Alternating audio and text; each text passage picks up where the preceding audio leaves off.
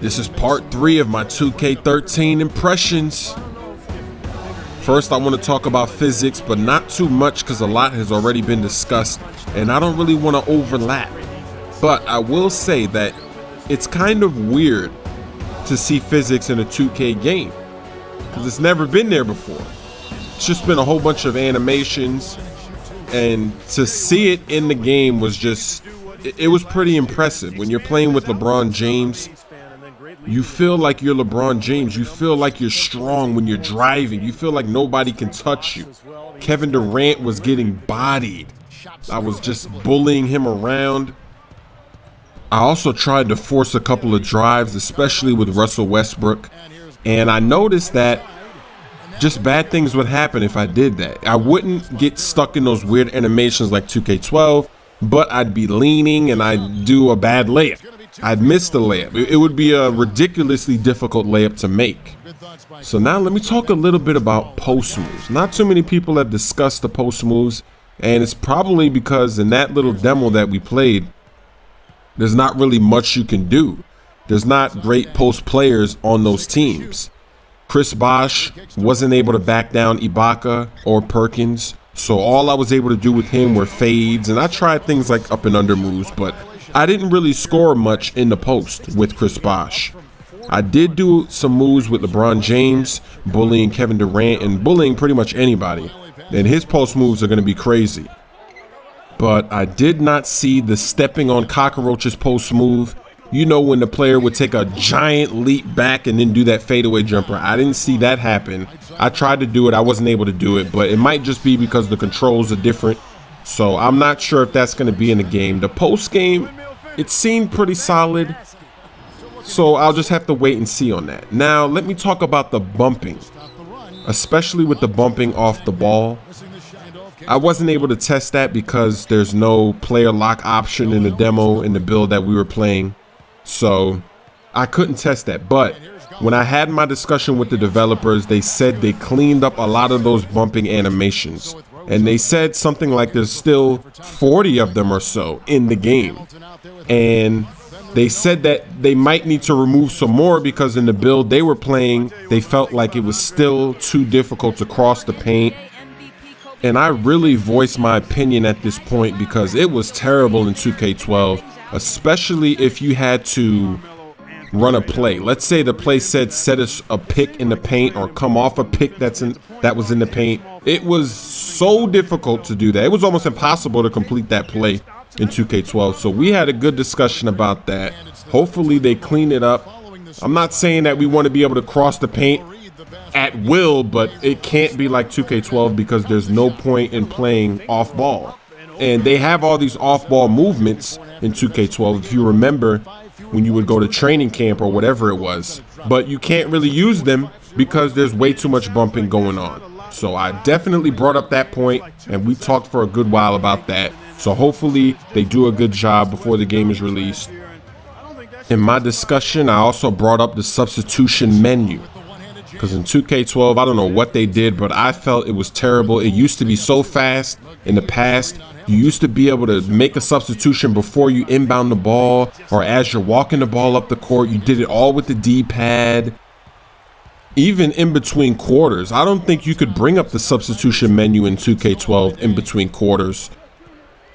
So we talked about that, and they said they got rid of the whole A, B, X to switch. They said they got rid of that, so it's probably going to go back to the old way where it's just done on the D-pad, which I think is good news.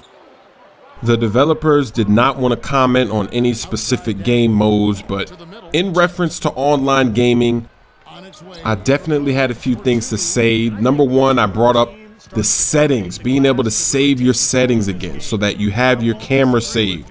You have all your plays from your playbook saved, your rotations.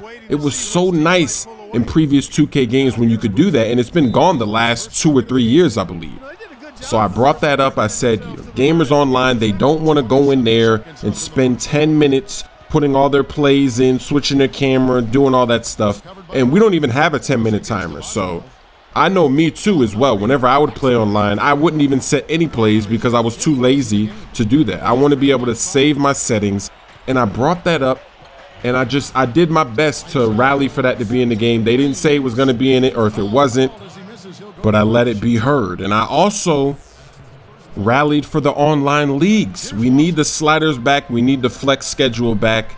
And I explained why we need those things back.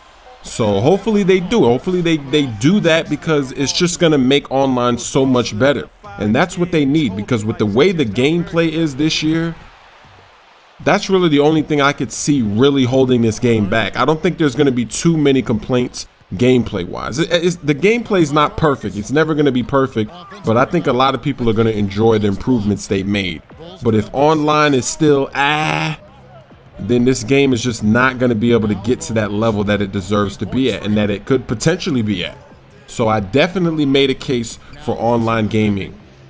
I asked about crew, but of course they didn't say anything. They didn't confirm, they didn't deny.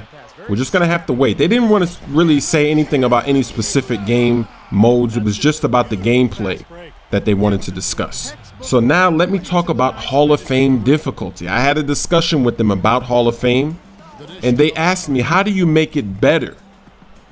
And I basically just told them that Hall of Fame, it shouldn't be the way it is right now. I think Hall of Fame should be the best mode to play on. The CPU should be really intelligent. If there's a mismatch on the court, they should attack it immediately. They should never miss those mismatches. They should recognize and attack. They should, on defense, they should switch matchups. Put the good defenders on the good offensive players, even if they aren't playing at the same position. The Hall of Fame AI should have more of a variety in their play sets and their tactics, their post moves, their dribble moves. They should just be better, but they shouldn't just ignore the ratings. And they even talked about that. They said that when you play on Hall of Fame, the ratings get squeezed so that it's almost like all the players are the same. They have the same ratings almost. And the developers, they also confirmed that when you play on Hall of Fame, your teammates are not going to get a boost like the opponent is. So the CPU advantage is still going to be in there, basically, is what they were saying. I don't think they're going to change that. And it was funny because I was talking about how on fast breaks, for example, the AI always sprints back to stop your fast breaks no matter what. And your players are jogging when it happens to you. And they said that they don't dumb down your teammates, but they don't give your teammates a boost when you lift the difficulty up. They give the AI a boost. So I guess that information about Hall of Fame difficulty is bad news. Maybe we can get them to change their ways and their thinking of what Hall of Fame should be. Maybe we should do that. We should rally, start a campaign this year, and maybe next year they'll make it so that Hall of Fame is a lot more fun to play, and it's not just a bunch of cheese. The next thing I want to talk about is the double teaming. I don't think I saw any double teaming in the build that I got to play. And when I talked with the developers, I asked about, what if you're setting a pick and roll? You're running a pick and roll and then the AI double teams you. I said the guy that's setting the pick should recognize that and roll, instead of just sitting there setting the pick and then even trying to adjust the pick while I'm in the double team. I brought that up. They didn't say that changed. They didn't say that they fixed that. They didn't really say anything about that. And also, I remember last year, 2K12, they never double teamed in the post. I don't remember the developers saying anything about that. But in terms of just double teaming and being smart, such as, let's say you're playing the Celtics and you want to double team off Rondo.